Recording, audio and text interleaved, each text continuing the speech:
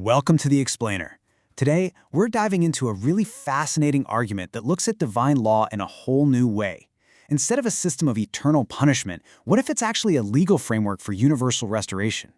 It's an idea that basically reframes the entire story of sin, judgment, and salvation into one giant cosmic court case.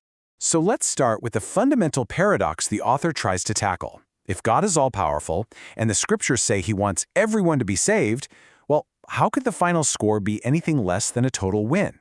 The argument we're exploring today says the answer isn't in philosophy, but hidden in the fine print of ancient Hebrew law.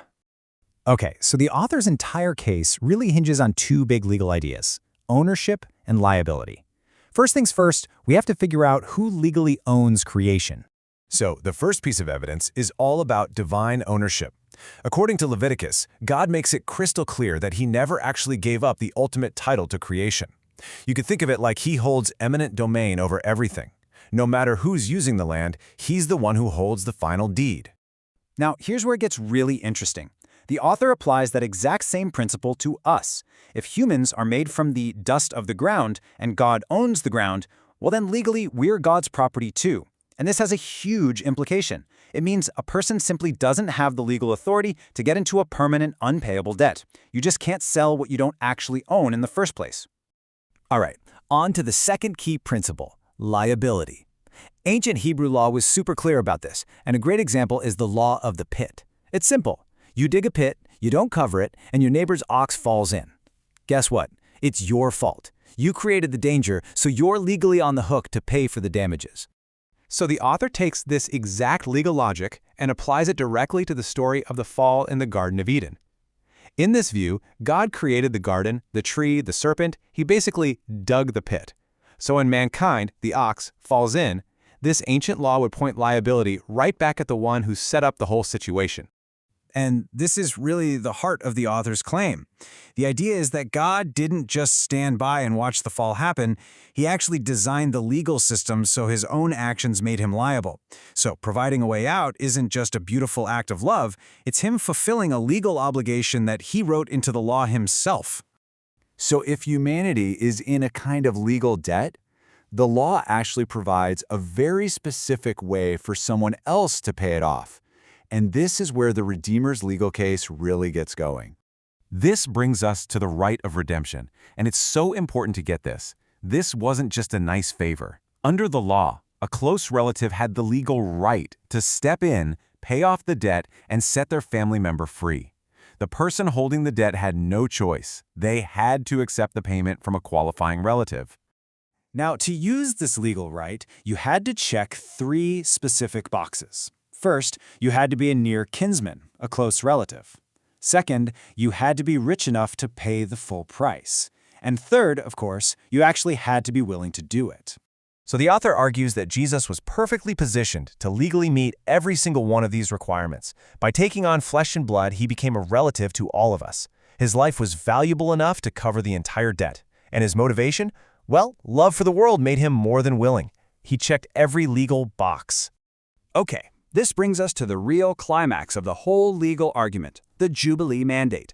Think of this as the ultimate safety net, the final, non-negotiable verdict that's built right into the system. You see, the ancient Hebrew calendar was based on these cycles of 7.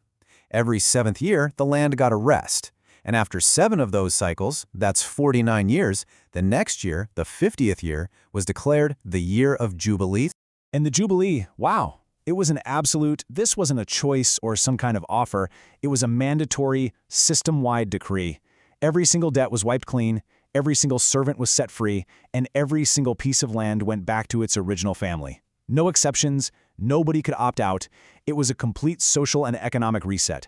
So the author lays out these two different paths to freedom, and the difference between them is crucial. Redemption is the opportunity that's available now in the time between Jubilees. It's for individuals who voluntarily say yes to the payment made by their Redeemer.